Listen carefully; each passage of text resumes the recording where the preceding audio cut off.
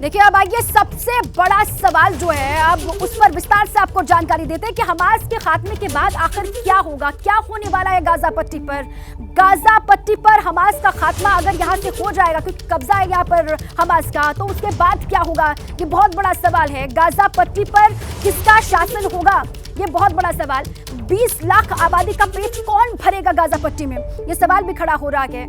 बिजली पानी की सप्लाई कैसे यहां पर होगी, चूंकि इस वक्त भी बिजली पानी की सप्लाई को रोका गया है। ईरान सिचुएशन का फायदा उठाएगा, ये भी सवाल खड़ा हो रहा है।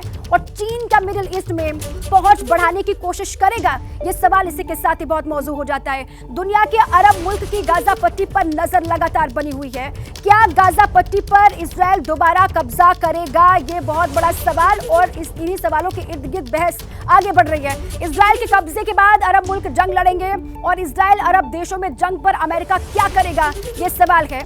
और साथ ही क्या रूस और चीन अरब मुल्कों की मुखालफत करेंगे, ये बहुत सारे सवाल जो बहुत अहम हो जाते हैं कि अगर खात्मा होता है हमास का गाजा पट्टी से, तो यहाँ पर शासन किसका होगा। हमारे दो मेहमान हमारे साथ बने हुए हैं, मैं दोनों से रिक्वेस्ट करूंगी सर आप आ जाएं। दीपक वोहरा सर भी हमारे साथ हैं और जनरल कोचर भी हमारे साथ हैं।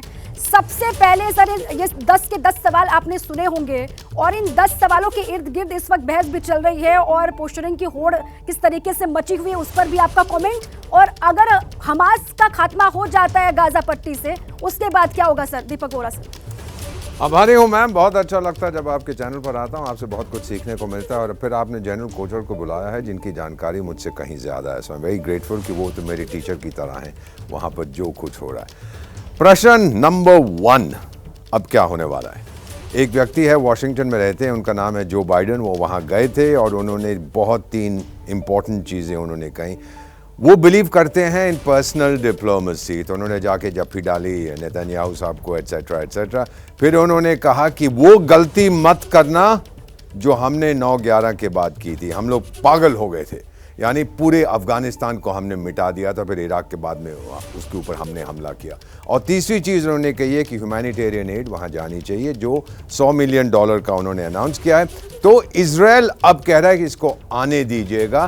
दुनिया में उसकी छवि काफ़ी हद तक इम्प्रूव हो रही है, क्योंकि हमास के जो समर्थक हैं उनमें से ईरान है, वो यही कह रहे थे कि इजराइल ह्यूमैनिटेरियन एड आने नहीं दे रहा, वो कह रहे हैं आने दें। मैम एक चीज़ मैं आपको बताता हूँ, मैं तो इस एरिया में रहा हूँ।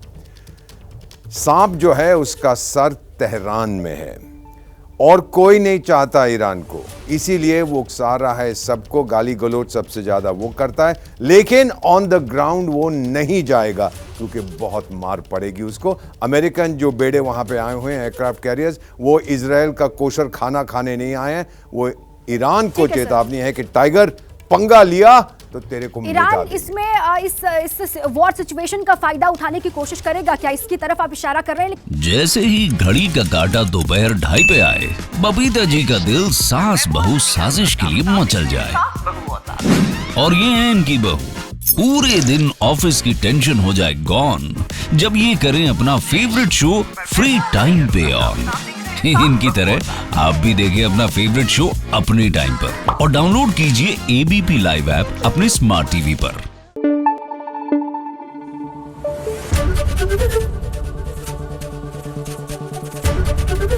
एबीपी न्यूज आपको रखे आगे।